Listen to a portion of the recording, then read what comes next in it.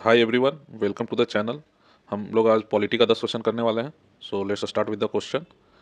पहला क्वेश्चन है, consider the following facts regarding major committees of the constituent assembly. And पहला statement है, provincial constitutional committee was headed by Sardar Patel. Second statement है, advisory committee for fundamental rights minorities and tribal and excluded area was headed by doctor B R Ambedkar. And तीसरा statement है, committee for negotiating with state was headed by Jawaharlal Nehru. सो आपको 10 second देता हूँ, आप इसके बारे में सोचिए कौन सा इसका सही आंसर है। एंड आपका टाइम स्टार्ट होता है अब। सो आपको बताना है कि इसमें से तीनों में से कौन सा सही है, कॉन्स्टिट्यूएंट असेंबली में कौन सा कमेटी को किन्होंने हेड किया था उसके बारे से रिलेटेड क्वेश्चन है। सो यहाँ पे जो पहला स्टेटमेंट है वो बिल्कुल सही स्टेटमेंट है कि provincial constitutional committee was headed by Sardar Patel, ये सही है। दूसरा स्टेटमेंट में ये डॉक्टर बी आर अम्बेडकर के द्वारा नहीं किया गया था, ये भी सरदार पटेल द्वारा ही किया गया था। सो ये स्टेटमेंट गलत है यहाँ पे। एंड थर्ड जो है, committee for negotiating with state was headed by Jawaharlal Nehru, ये बिल्कुल सही है। सो इसका करेक्ट आंसर होगा सी। एक बार आंसर एंड एक्सप्लेनेशन आप लोग देख लीजिए। So doctor B R Ambedkar जो थे वो ड्राफ्टिंग कमेटी के हेड थे, और advisory committee of for fundamental right minorities and tribal and excluded area was also headed by Sardar Patel. So Sardar Patel थे इसके। सो नेक्स्ट क्वेश्चन देखते हैं। सो अगला क्वेश्चन है, consider the following facts regarding the original constitution of India. पहला statement है, sir B N Rao was the chief draftsman of the constitution in the constituent assembly. And second statement है, Rabindranath Tagore a pioneer of the Bengal the school of art illuminated beautified and ornamented the original preamble. So आपका 10 second start होता है अब। आप लोग सोचिए इसका सही आंसर क्या होगा। सो आपको बताना है कि इसमें से एक स्टेटमेंट सही है या सेकेंड स्टेटमेंट ओनली, या बोथ वन एंड टू, या फिर नाइदर वन और नाइदर टू। सो यहाँ पे आप देख सकते हैं कि sir B N Rao was the chief draftsman of the constitution of constitution, ये स्टेटमेंट गलत है, क्योंकि sir B N Rao was the legal adviser, वो लीगल एडवाइज़र थे कॉन्स्टिट्यूएंट असेंबली के। एंड सेकेंड स्टेटमेंट जो है, रविन्द्रनाथ टैगोर, ये भी स्टेटमेंट गलत है, क्योंकि ये रविन्द्रनाथ टैगोर नहीं थे। यहाँ पे ये राम मनोहर जी थे, जो जिन्होंने किया था, जो ओरिजिनल कॉन्स्टिट्यूशन था उसको किया था ब्यूटिफाइड। सो दोनों स्टेटमेंट यहाँ पे गलत है। सो आंसर होगा डी। आप देख लीजिए यहाँ पे ये सारे फैक्ट्स हैं, इसको याद कर लीजिएगा तो आपके लिए अच्छा होगा, क्योंकि ये सारे फैक्ट्स स्टेट पीसीएस में तो डायरेक्टली पूछ लिए जाते हैं। So B N Rao was the appointed constitutional adviser, और सेक्रेटरी जो थे कॉन्स्टिट्यूएंट असेंबली के थे वो H B R Iyengar ji थे। फिर एस एन मुखर्जी थे, वो चीफ ड्राफ्टमैन थे। एंड राम मनोहर सिन्हा जो थे, वो आपको जो ओरिजिनल कॉन्स्टिट्यूशन लिखा गया था, जो कि इंग्लिश में लिखा गया था और हैंड रिटेन था एंड इटैलिक स्टाइल में लिखा गया था, ये सारे फैक्ट्स हैं। इसे आपको याद रखना ही पड़ेगा, क्योंकि ये सारे स्टेट पीसीएस में जनरली पूछ लिए जाते हैं। एंड जो प्रियम्बल कैलीग्राफ्ट बाई प्रेम बिहारी जी थे, ठीक है। एंड कैलीग्राफी हिंदी वर्जन का, जो इंग्लिश का हिंदी वर्जन किया गया था, उसको वसंत कृष्ण वैद्य जी ने वो किया था calligraphed, and decorated by Nandlal Bose ji. So ये सारे फैक्ट्स हैं, इसको आप लोग देख लीजिए। सो नेक्स्ट क्वेश्चन देखते हैं। अगला क्वेश्चन है, Indian federal structure is the result of an agreement between the state. And second statement, all state have the legal authority to withdraw from the union through legislation. And third statement, rigidity is the federal feature of Indian constitution. So आपको तीनों statement देखने के बाद बताना है कि federal polity of India से related कौन सा स्टेटमेंट सही है। सो आपका टाइम स्टार्ट होता है अब 10 सेकंड का। आप सोचिए कौन सा इसका सही आंसर होगा। सो यहाँ पे आपको फेडरल स्ट्रक्चर में कौन कौन सा फीचर होता है उसके बारे में बताना है एक तरह से। सो यहाँ पे जो पहला स्टेटमेंट है कि Indian federal structure is the result of an agreement, ये गलत वर्ड है। एग्रीमेंट नहीं हुआ है इंडिया में स्टेट और यूनियन के बीच में। India is the union of state है, not an agreement between the state. So all state have the legal authority to withdraw, ये भी स्टेटमेंट गलत है। कोई स्टेट के पास पावर नहीं कि वो विड्रॉ या सीट कर सकता है। सो ये स्टेटमेंट भी गलत है, ये भी गलत था। So third one is rigidity is federal feature of Indian constitution, ये सही फीचर है, ये सही स्टेटमेंट है। सो इसका आंसर होगा डी, थर्ड ओनली। सो देखिए, तो देख लीजिए कि आर्टिकल 1 जो है वो डिस्क्राइब करता है India as a union of state, and दूसरा कि is not the result of an agreement by the state, and also no state has the right to secede from the federation, ये हो गया। एंड तीसरा जो constitution of Indian establishes a federal system government, ठीक है। It contain all the usual feature of federation, अब ये सारे फीचर्स ऑफ फेडरेशन का एक बार याद कर लीजिए। टू गवर्नमेंट, मतलब टू गवर्नमेंट, एक central level, provincial level, division of power between centre and state, written constitution, supremacy of constitution, rigidity of constitution, independent judiciary and bicameralism.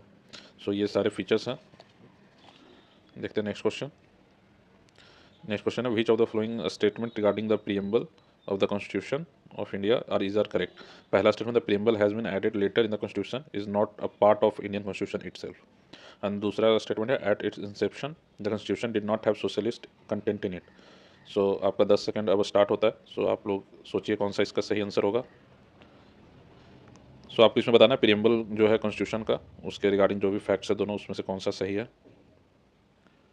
सो यहाँ पे पहला जो स्टेटमेंट है कि preamble has been added later in the constitution is not a part of Indian constitution, ये सही बात है कि लास्ट में प्रीएम्बल को ऐड किया गया था, ना कि बहुत बाद में। ठीक है, एंड ये जो स्टेटमेंट है नॉट अ पार्ट, ये गलत है। Preamble is a part of constitution, so ये पहला स्टेटमेंट गलत हो गया।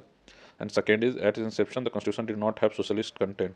सो यहाँ पे ध्यान देने वाली बात है कि यहाँ पे कंटेंट पूछ रहा है, ना कि सोशलिस्ट वर्ड था या नहीं था ये पूछ रहा है। तो सोशलिस्ट कंटेंट शुरू से ही हमारे कॉन्स्टिट्यूशन में रहा है, जैसे डीपीएसपी में बहुत सारे जो आर्टिकल्स हैं वो सोशलिस्ट फीचर्स के।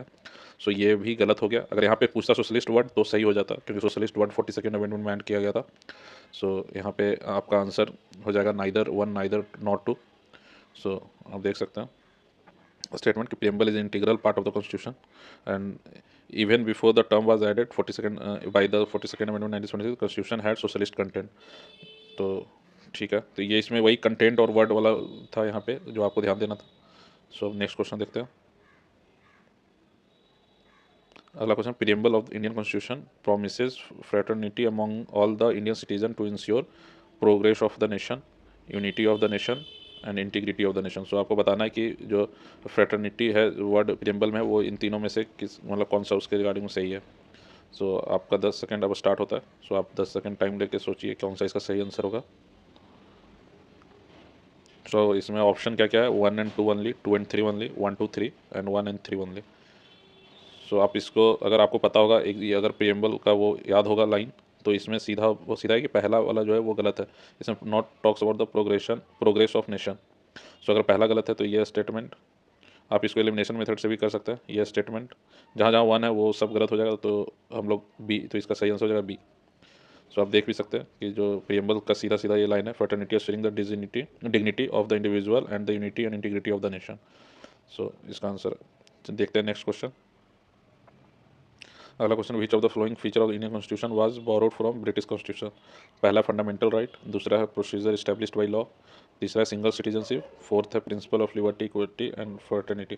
सो आपको बताना है इन चारों में से कितने सारे फीचर जो है ब्रिटिश कॉन्स्टिट्यूशन से लिए गए हैं। तो इसका ऑप्शन है only 1, only 2, only 3 and all of 4 feature. So आप 10 सेकंड आपका टाइमर चालू होता है अब। एक बार आप सोचिए कि इसमें से चारों कौन से कहाँ से लिया गया है।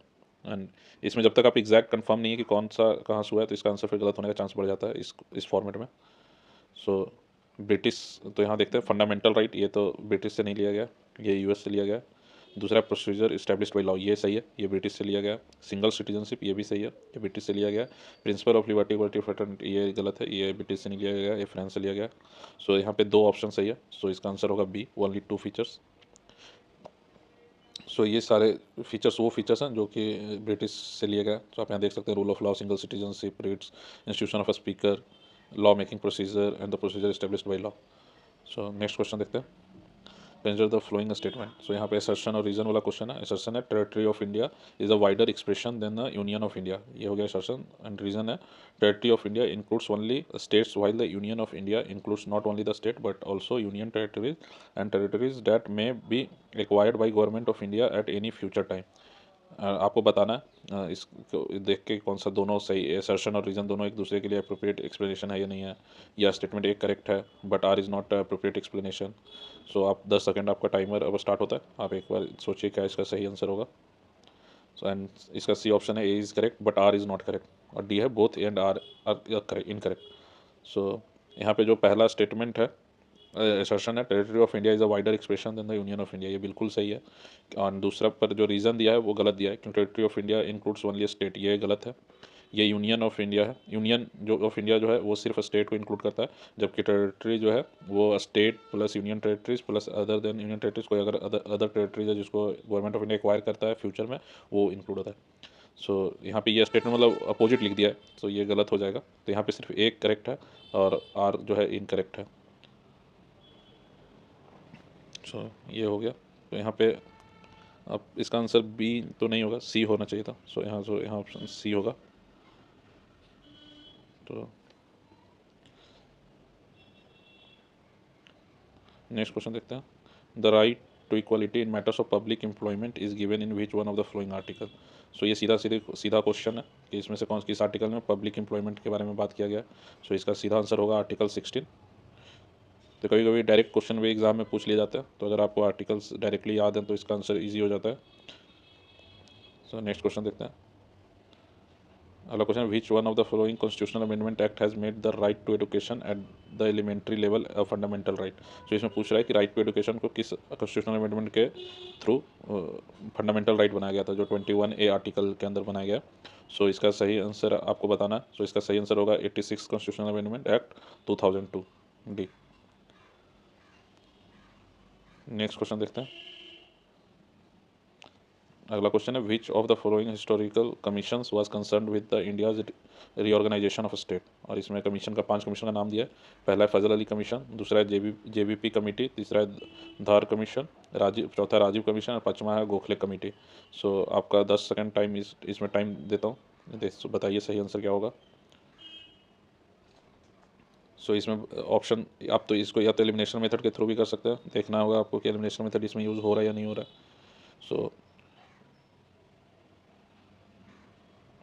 इसमें स्टेट रीऑर्गेनाइजेशन के बारे में पूछ रहा है कि रीऑर्गेनाइजेशन ऑफ स्टेट के लिए कौन कौन सा कमीशन। सो टोटल 3 कमीशन बने थे, ठीक है।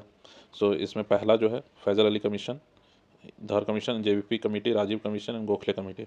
सो इसमें अगर आपको पता होगा गोखले कमेटी से नहीं रिलेटेड है तो पाँचवा गलत है, तो सीधा सीधे D option and C option हट जाता है। अब बचता है 1 2 3 एंड 2 3 4। सो धार कमीशन सही है इसका आंसर, जेबीपी कमेटी भी सही है एंड फैज़ल अली कमीशन भी सही है, तो इसका आंसर हो जाएगा ए। सो आपको इसमें से ऑर्डर भी कई बार पूछ लिया जाएगा कि इसमें किस ऑर्डर में ये तीनों कमीशन बना था। तो सबसे पहले बना था एस के धार कमीशन, यहाँ पे जो इन्होंने बोला था कि लैंग्वेज बेसिस पे स्टेट नहीं बनना चाहिए। तो फिर उसके बाद दूसरा कमेटी बना था जेबीपी कमेटी, जिसके मेंबर थे जवाहरलाल नेहरू, वल्लभ भाई पटेल एंड पटवी सीतारमैया। तो ये तीनों थे, ये तीनों का भी रिकमेंडेशन वही था कि स्टेट जो है लैंग्वेज के बेसिस पे नहीं बनना चाहिए। फिर तीसरा कमेटी बना था फैज़ल अली कमीशन, जिन्होंने सपोर्ट किया था कि लैंग्वेज के बेसिस पे स्टेट बन सकता है, बट उन्होंने ये नहीं बोला था कि 1 लैंग्वेज 1 स्टेट होगा। सो इसका उन्होंने विरोध किया था। सो ये कुछ रिलेटेड फैक्ट्स थे जो आपको याद रखने होंगे। नेक्स्ट क्वेश्चन देखते हैं। सो यही 10 क्वेश्चन था। सो थैंक यू, एंड अगर वीडियो अच्छा लगा तो प्लीज़ लाइक एंड सब्सक्राइब।